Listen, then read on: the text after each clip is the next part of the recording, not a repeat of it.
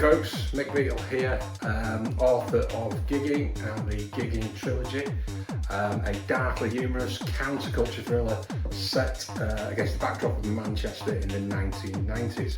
So a few readers have been in touch and asked about the appearance of the mysterious number 23 throughout the pages of Gigging. Was it intentional? Was it accidental? Or here's where things get interesting. Was it the mysterious number 23 at play itself? I mean, I released Havok number 23. I was married on the 23rd of April. I even have the number 23 tattooed on the back of my neck. So it's hardly surprising that the number 23 is going to be woven through the pages of Gigging like a mysterious, mystical thread. Before I get into that though, we have to, I suppose, explain a little bit about why number 23, what makes it so special. Why not 22? Why not 24? Some say the number 23 is a mystical number. Others say it's purely mathematical. Some say it's the universe giving us a cosmic wink, saying, hey up pal, come on, pay attention to what's going on. And then there are the true believers, the ones who spent a few too many nights smoking spliffs, watching late night documentaries and going down too many conspiracy-lined rabbit holes. These are the ones that are convinced the number 23 isn't just a number, but it's a sign, it's a cosmic breadcrumb trail. And here's the thing, 23 has been treated as powerful for many years. It pops up in Discordianism, chaos magic, counterculture folklore, numerology, even in weird corners of pop culture. People notice it in dates, room numbers, coincidences, scores in sports. It's like the number gets inside your head and then starts scratching against the glass. To some, 23 is a number of chaos. To others, it's a number of synchronicity. Those strange little coincidences that make you wonder, was that just chance? Or was it reality, having a laugh? And to a certain breed of conspiracy enthusiasts, 23 is basically the universe leaving clues like it's running a cosmic treasure vault, and we're all pretending that we're not playing. So when the number 23 started turning up in the pages of Gigging, some readers started asking questions. Was it fate? Was it design? Was it just Mick Beatle having a bit of fun? Or was it that old mischievous number doing what it always does and turning up acting like it owns the place where it's not wanted? Let's find out. Just a quick warning folks, for those of you that might not have read Gigging, I will try and keep this as spoiler free as possible, but there may be a few minor ones. Nothing which will ruin the book for you.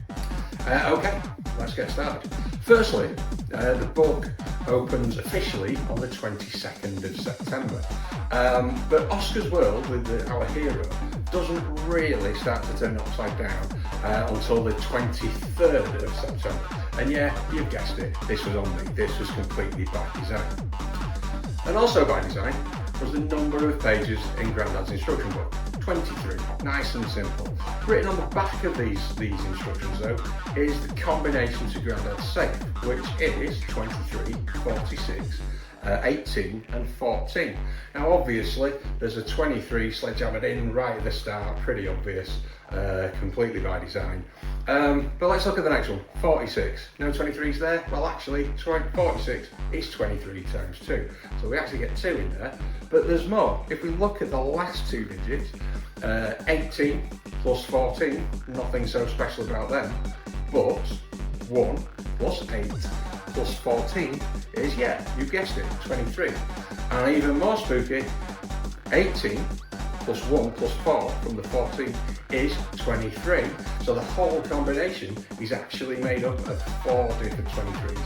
I even have that number tattooed on my wrist. So yeah, and this was all obviously deliberate and by design. Another piece of deliberate placing of the old number 23 was on Oscar's Sex Pistols ticket that he buys. He gets ticket number 92. Again, it would have been a little bit obvious, a little bit shoehorning in 23 as his ticket number, but 92 is obviously 23 times 4, so there's another one hiding away. But this is where the universe starts to take over. So So the first gig that Oscar goes to is the Sex Pistols at the Free Trade Hall in Manchester. Simple reason is it's a gig I would have loved to have attended. I was only 5 at the time, so I didn't quite make it. But also because it's a gig that was absolutely iconic, responsible for changing the face of British music. So the gig took place on the 4th of June 1976. Nothing I can do about that, that is a historical fact. But if we pick that date apart a little bit, 1976, the year that it took place, 1 plus 9 plus 7 plus 6 is, as you guessed, 23. Bit of a spurious one there, but if we dig a little deeper into that date, it actually took place on the 4th of June 1976. 4th of the 6th, 76. 4 plus 6 plus 7 plus 6. You got it, 23. Not a bad date to double 23 for such an iconic gig.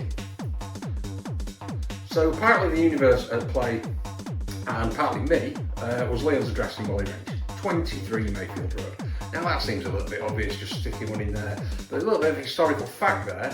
I used to live at 23 Mayfield Road in the early 90s. For obvious chaotic reasons, we also used to refer to this as the young one's house because it was quite a party place.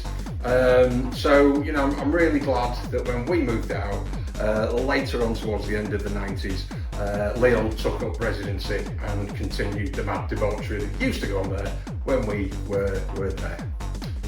And finally, towards the climax of the book, there is a car, a blue Ford Sierra, a nice standard kind of late 80s and 90s car. The reg plate of that vehicle is A679 MDR. So I know what you're thinking, 6 plus 7 plus 9 equals 23.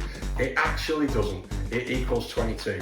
I was so engrossed in getting myself a private reg plate on that car. MDR are actually my official full name initials, that I completely missed an opportunity for another 23. Was that oversight, or was it actually the number 23 playing a role in that? I will leave you to decide. So I hope that's cleared up a few things.